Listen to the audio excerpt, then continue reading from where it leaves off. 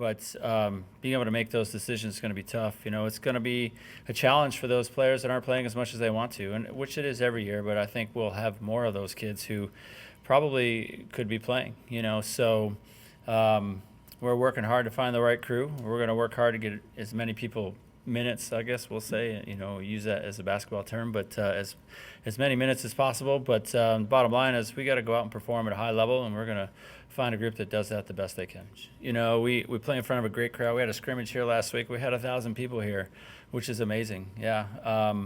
And so I'm hoping that they come back. We had a lot of student athletes here as well. So it's a big week. Football plays on Thursday. We play Friday, Saturday. I know soccer's on the road, but it's a big week, to get going for ASU sports. And I think all of us across the board, we want a bunch of W's. That's a great question. There were some big eyes for sure. They're like, holy cow, this is just a scrimmage. I'm like, I know, this is what you signed up for, and it was exciting for sure. It wasn't, I feel bad for the outdoor sports right now. It's like 110 degrees out there. It's tough. But we got a lot of AC and it doesn't rain in here, which is nice. And, no, but they were excited. They like playing in front of people. I think it energizes my group as much as anything else. So, like I said, we're looking forward to having some great crowds here this weekend to open up.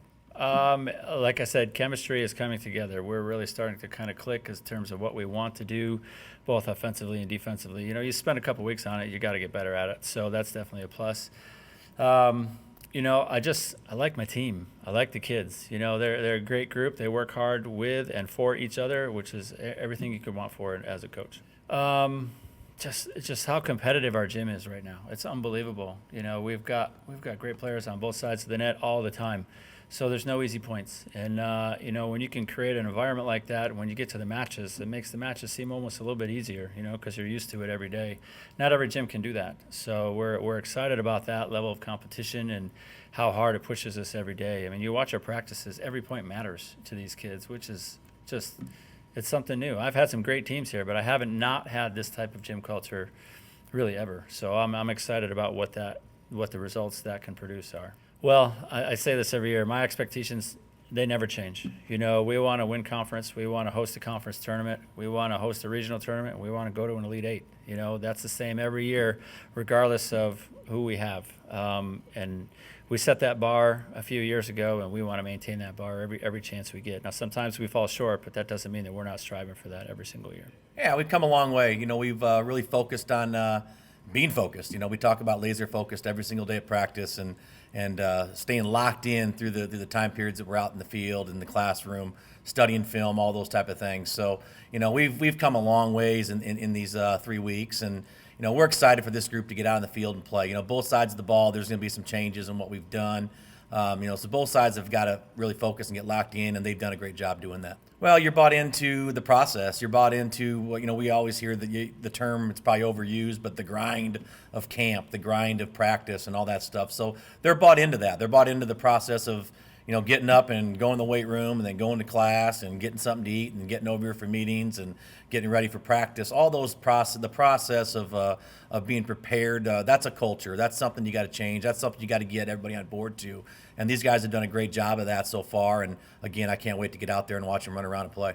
Well, we're looking to start 1-0. That's what it comes down to. We got to take each game one at a time, and we're focused on Western Oregon. To go out and get that win would be great. It's a really good ball club coming to town, and we know that. We went and played there last year, and it was a battle, back and forth, and we scored a touchdown with about a minute and a half to go, and then had an interception to seal it about 30 seconds to go in that game. So it could have went either way. So we know what we're getting ourselves into, but there's no doubt it's important to start off fast. You want to get as many wins as you can throughout the whole season, but starting off fast is something that we definitely want to do. But we're definitely looking for the 1-0 right now. Well, it's a goal. There's no doubt. It's something you got to take a step back and kind of look at it in a big picture, and how much work, dedication, how many great people you've been working for to learn to be a good head football coach and be a good coach in general. And you definitely take a time to step back and look at that. And I've been around some great ones. My dad was a head coach in high school. Guys like Todd Sturdy, who I coached with, and Rich Wright, some unbelievable names that I've worked with throughout the years. And you definitely take a step back and you see yourself now as those guys, walking onto a football field and doing that. But, I'm 47 years old, my first opportunity to be a head football coach, and I'm telling you, I'm truly blessed with it. Sure. I mean, you always want to have that experience coming back. We've been very fortunate here. We're going to, for the next couple of years, we're going to be playing with some upperclassmen finally. And, the last couple of years we've been playing young, guys that have been on the field. They're very talented football players, but at the same time, they were young moving in. So hopefully we're going to reap the benefits of those guys with the experiences they had, at Western Oregon. A week one game and putting together a 2-minute drive to go score and then, sealing on defense, that's hard to do in the first week of the season. So, you got to take your hat off to those guys out there competing and doing that. But, having these guys return, Western Oregon's in the same boat. They got a lot of guys returning off that football team, a lot. And again, we know that. And so it's going to be two teams very similar in how they're built right now. So, but by no means do we take that for granted. We understand the importance of having these kids back and having them out there ready to win games for us.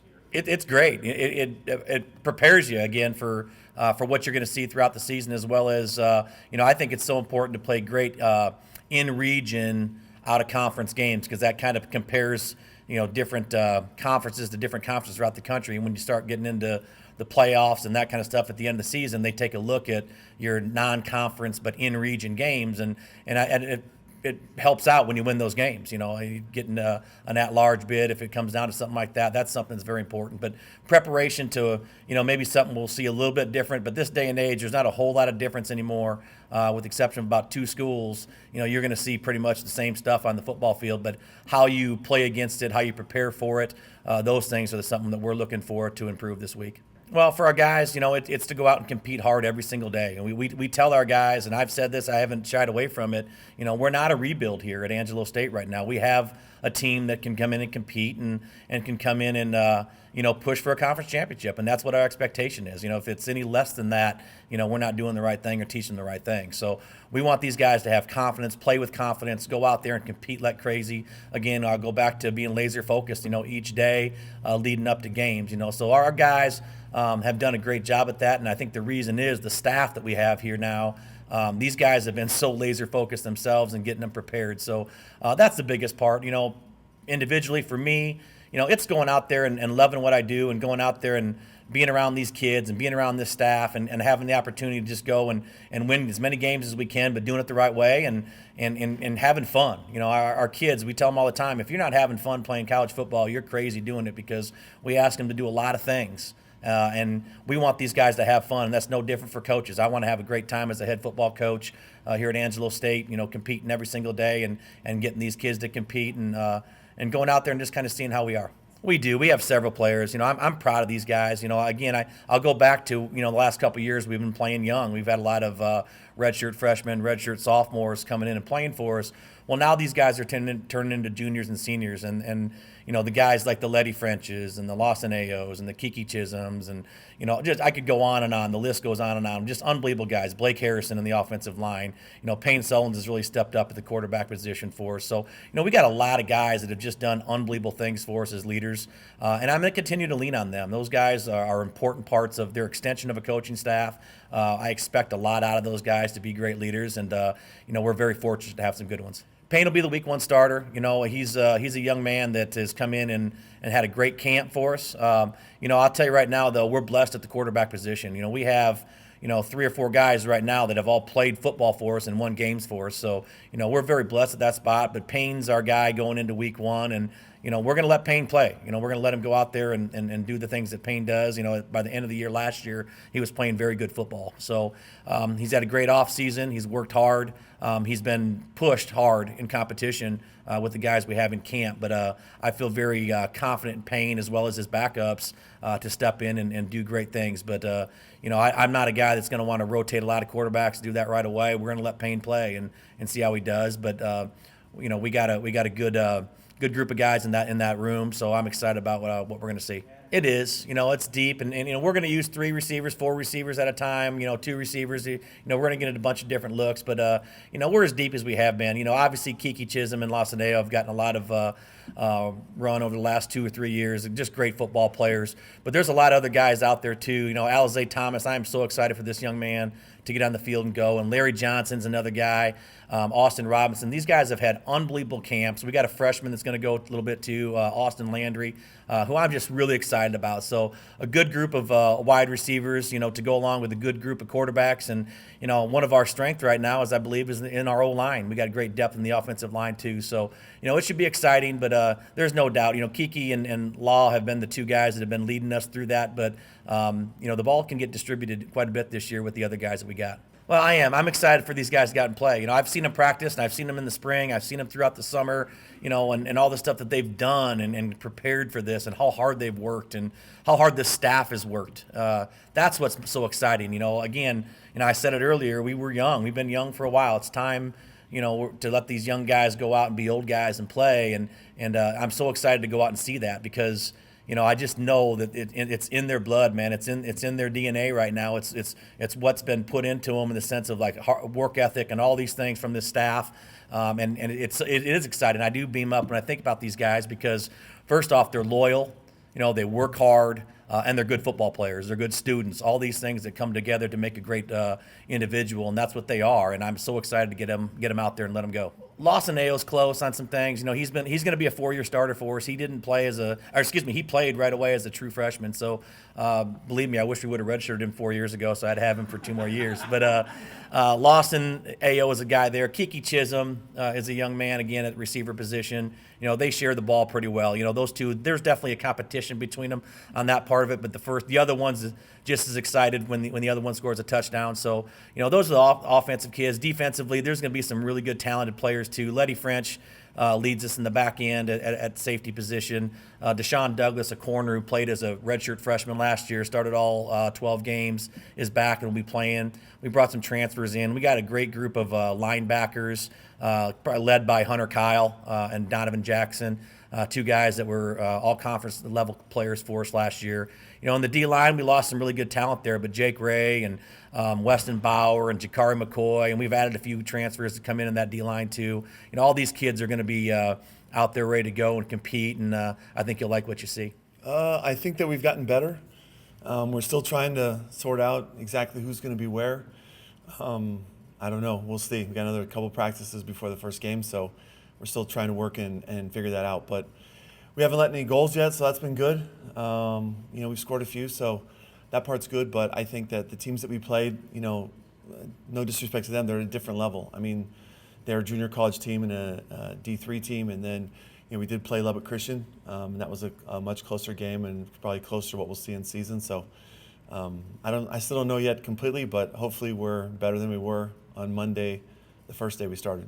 I think one really bright spot has been Cassidy Hill. She stepped in. She's a freshman center back, and I think she's come in and just felt natural and comfortable there right from the get-go. The rest, I think, kind of there's some good days and bad days, and that happens with freshmen, and that's why sometimes they're frustrating because you see what they're capable of, but they don't always bring that. So we're trying to get that consistency worked on right now, and hopefully we continue to improve it between now and our first game and before now in conference. I mean, I know what we can do. I have no idea what Fort Lewis can do. So it's impossible to say. I mean, their coach is someone that had been there before for a long time and left, went to Midwestern, and then just went back. So I don't know if he's still in a period of transition. They might be, totally changed. I don't really know yet. So until I get up there, I won't know. They haven't played any games where we could scout them, so it's impossible to say. It's really valuable to them. I mean, the thing is, if you think of like the old school Polaroid pictures, and you would take it out, and the first thing you see is just like that really blurry, like the picture's there, but you can't see it yet. That's where we're at right now. Well, I mean, I think 2 players that we have that got some awards or recognition last year, Trendy Scott and Avery McNemee, both of them did really well, and so I would expect them to still be 2 dangerous players for us. We picked up a couple of transfers in Reagan Urbany and Emily Kewen, and so those 2 players also I think will do well. I think that Cassidy, again, as a freshman that's coming in doing well, I think that we'll have 2 or 3 freshmen in midfield probably. And so one of them could be Kaya Benham, that would be a returner. And then the other ones kind of have probably done the best in there outside of that have been freshmen. So we'll see how they do. I think this weekend will tell us a little bit more and start to give them more credibility with regard to their consistency, their performance.